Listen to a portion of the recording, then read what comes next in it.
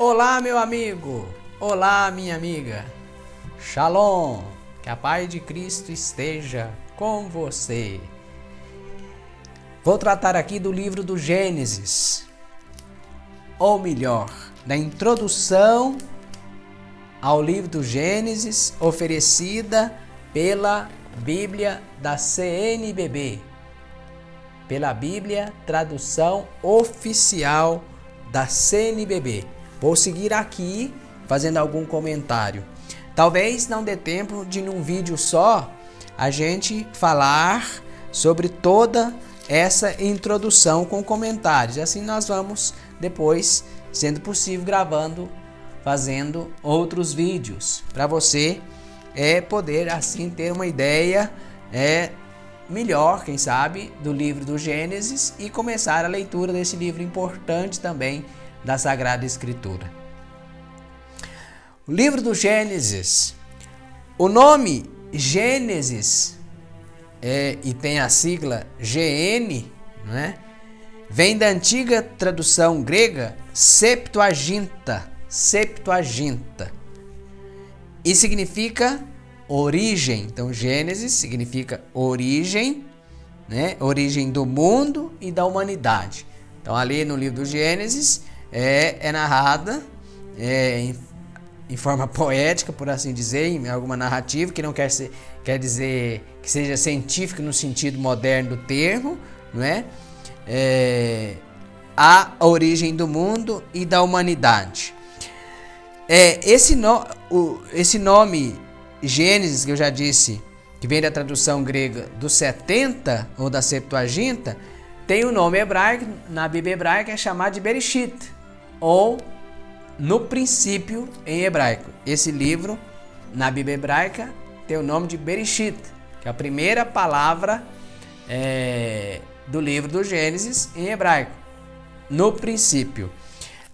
Na nossa cultura, na nossa tradição, ganhou o nome de Gênesis, porque vem da tradução grega da Septuaginta. Agora, o que é Septuaginta? Se você vier aqui no glossário ou no vocabulário final desta Bíblia, tem uma explicação aqui sobre essa tradução chamada Septuaginta ou tradução da 70. Septuaginta, tradução grega do Antigo Testamento, preparada pelos judeus de Alexandria nos 3 últimos séculos antes de Cristo. Então, judeus que viviam em Alexandria, no Egito, por volta do século III a.C., pegaram o Antigo Testamento escrito em hebraico e traduziram para o grego. Daí ser chamado também de Bíblia grega. Essa Bíblia era usada pelos judeus de língua grega, que não sabiam ou já estavam muito tempo na chamada diáspora, longe de Israel, já não estavam muito acostumados mais com o hebraico, precisavam de uma tradução que fosse mais fácil para a sua leitura. Daí a necessidade dessa tradução do Antigo Testamento, das Escrituras hebraicas para o grego, para que eles tivessem acesso. Então por isso era usada pelos judeus de língua grega. Portanto, também pela grande maioria dos primeiros cristãos.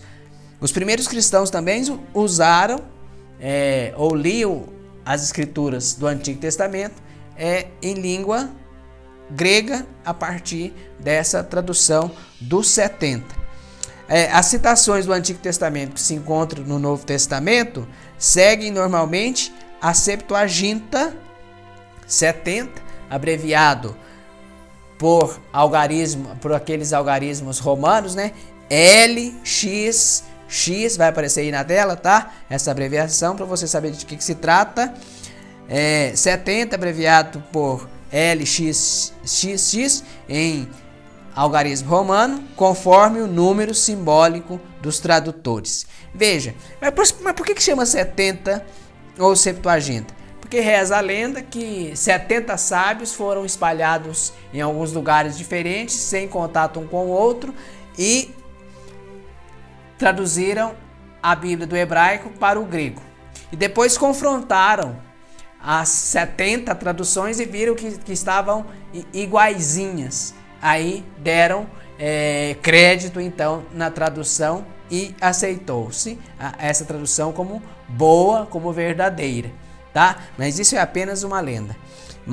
E ficou então o nome de Septuaginta ou 70, a tradução grega do Antigo Testamento. Isso é a Septuaginta. Voltando aqui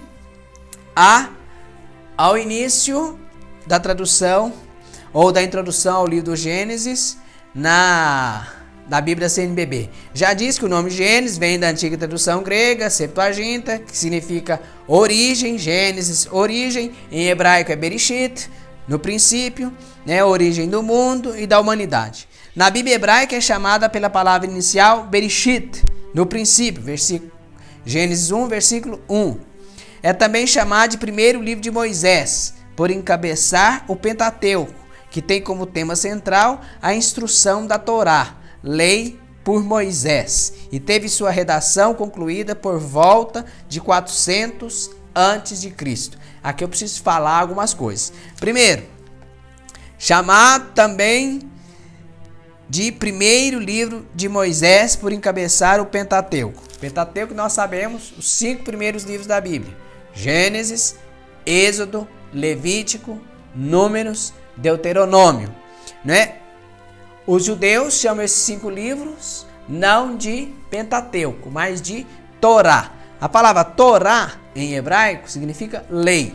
Só que lei, então quando fazem referência à lei de Moisés, usam a palavra Torá. Só que a palavra Torá, que significa lei, e lei no sentido, não no sentido que nós temos hoje, mas como instrução, como orientação, como um caminho, como o caminho que Deus mostrou, que Deus indica para a vida, para que a pessoa, para que a comunidade, para que o povo tenha vida. Então, lei ou Torá como instrução, como mandamento, como uma orientação.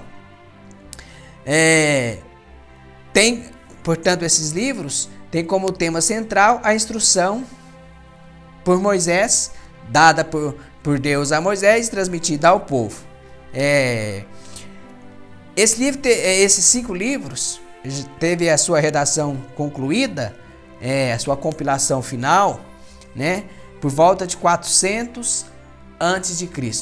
Antes da compilação nós temos aqui tradições que são chamadas tradições javistas, tradições eloístas, tradições sacerdotais, tradição deuteronomista, e eu já falei disso em outro vídeo. Você pode conferir aí acima, vai aparecer o link aí acima, você pode clicar para ver esse vídeo, né, a respeito dessas tradições. Depois do exílio da Babilônia, por volta de 400 a.C., no chamado período persa, da dominação persa, alguns judeus reuniram todas essas tradições e compilaram então a Torá, a lei conhecida como a lei de Moisés. Claro, tem a figura central desses 5 livros, a figura de Moisés. Mas dizer que esses livros foram mais ou menos um século atrás, até pouco tempo, se dizia que esses livros foram escritos por Moisés. Ora, esses livros não foram escritos por Moisés, porque, veja bem, se você pegar o capítulo 34 do livro do Deuteronômio, ele narra a morte de Moisés. Como que alguém que já morreu pode descrever a própria morte? Descrever a própria morte, até o lugar onde foi sepultado. Como? Então, aqui já é um indício de que esse livro não foi escrito por Moisés. Foi atribuído a Moisés, e isso era uma prática muito comum na antiguidade, atribuir um escrito a um personagem, uma pessoa importante, para dar credibilidade. Por isso, foi atribuído esses livros a Moisés, para que tivesse um crédito maior também, ou tivesse crédito. Mas na verdade foi redigido por uma escola, por um grupo de eruditos, de escribas, por volta de 400 a.C., no chamado período persa, depois do exílio da Babilônia. Gênesis não deve ser lido como um livro de história ou de ciência natural. Não é livro de história no sentido moderno, de historiografia no sentido moderno, não é reportagem jornalística que foi ali narrando fatos, histórias, aconteceu assim, assim, foi descrevendo, não. É narrativa teológica. Ou de ciência natural, queria descrever de verdade como foi o processo de surgimento do mundo, da natureza, da criação. Nós cremos que foi Deus que criou tudo, né? Foi Deus que criou. E aqui há uma narrativa exatamente para exortar as pessoas à fé no Deus Criador, que Deus é Criador de tudo. Agora, como? Na verdade? E aqui a Bíblia então não está em conflito com a ciência moderna, né? Há uma encíclica do Papa Bento XVI, Fides et Ratio, Fé e Razão, que trata bem desse tema. Se você tiver a oportunidade de ler, Fides et Ratio, do Papa Bento XVI. Né? Ali ele mostra que a Bíblia não está, né, em conflito com a ciência, que a fé não está em conflito com a ciência. Né? Imagina agora, nesse tempo que nós estamos vivendo, se quando tem gente que ainda pensa que a Terra é plana, né?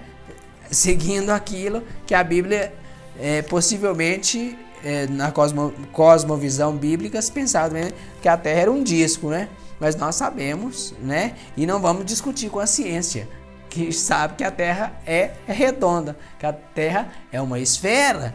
Mas nós não vamos desconsiderar por isso também o texto bíblico, né, quando fala da criação do mundo, que a criação foi feita, realizada, obra de Deus. Então, o Gênesis não deve ser lido como um livro de história no sentido de historiografia moderna, nem de ciência natural. Como abertura da Torá, ou do Pentateuco, ou da lei, ele é uma instrução. O livro do Gênesis é uma instrução para a vida em forma narrativa. É uma instrução para a vida em forma narrativa. Ou seja, história da salvação. Está entre aspas. É uma história de salvação. Uma narrativa de como Deus, apesar do pecado do homem, né, Deus vem ao longo do tempo se mostrando misericordioso, salvador, fazendo aliança, buscando com que o homem volte-se para ele, deixe o pecado, deixe o mal e volte-se para o amor, para a bondade, como Deus quis desde o princípio, desde quando ele criou. Quando ele criou o mundo, desde quando ele criou a cada um de nós. Abrindo a leitura sequencial dos livros do Pentateuco ou dos livros de Moisés, praticada na sinagoga desde tempos remotos, o Gênesis introduz o ouvinte no caminho do povo de Deus. Introduz quem está ouvindo e lendo agora, né? Introduz o leitor na história do povo de Deus, né? Que você começa com as narrativas da criação, do pecado, a história de Caim e Abel, a história de Noé, a história da Torre de Babel, depois Abraão, a história dos patriarcas, né? Abraão, Isaac, Jacó, José, depois o Êxodo, depois a escravidão no Egito, o Êxodo, a travessia do deserto, até chegar lá no final do livro do Deuteronômio, nas planícies de Moabe, quando Moisés morre e passa a liderança para Josué. E aí começa um novo ciclo, a história da entrada na terra, na conquista da terra. Então, o livro do Gênesis, ele introduz o leitor, o ouvinte, no caminho da história da salvação do povo de Deus. O Criador, Deus, o Criador do universo e da humanidade, se dá a conhecer aos pais da fé, os patriarcas. Faz aliança com eles e promete-lhes terra e descendência. Promete-lhes, faz aliança com esses patriarcas e promete-lhes a terra e promete descendência. Veja, Gênesis capítulo 12, versículo 3, capítulo 12, versículo 7, capítulo 15, versículo 18, capítulo 17, versículo 8, capítulo 26, versículos 3 e 4. Os autores, os outros livros de Moisés, ou do Pentateuco, ou da Torá, Êxodo, Levítico, Números e Deuteronômio, narram o cumprimento dessa promessa, da promessa de Deus feita aos patriarcas, mediante a libertação do Egito, a aliança e a lei de Moisés e o caminho guiado por Deus até a terra prometida, o Êxodo. Qual é o conteúdo desse livro então? Primeiro, os capítulos de 1 a 11 narram os primórdios. Depois, os capítulos 12 a 50, a história ou a narrativa dos patriarcas.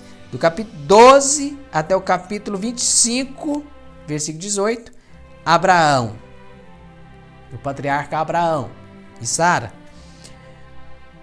Do capítulo 25, versículo 19, até o capítulo 36, versículo 43, Isaac e Jacó. Os patriarcas Isaac e sua esposa Rebeca, Jacó e suas esposas Raquel e Lia. E do capítulo 37, versículo 1 até 50, capítulo 50, versículo 26, José e seus irmãos, a história de José no Egito. Assim se encerra o livro do Gênesis e logo em seguida começa o livro do Êxodo. Sobre os primórdios, sobre os patriarcas e os destaques que a introdução ao Gênesis da Bíblia CNBB, eu vou deixar para falar numa próxima vez. Tá bem? Muito obrigado por ter acompanhado até agora. Se for possível, dá o joinha, se inscreva nesse canal, compartilhe e ajude-nos a divulgar, a promover, a anunciar a palavra de Deus. Mais sobre o livro do Gênesis, vem por aí. Fiquem em paz.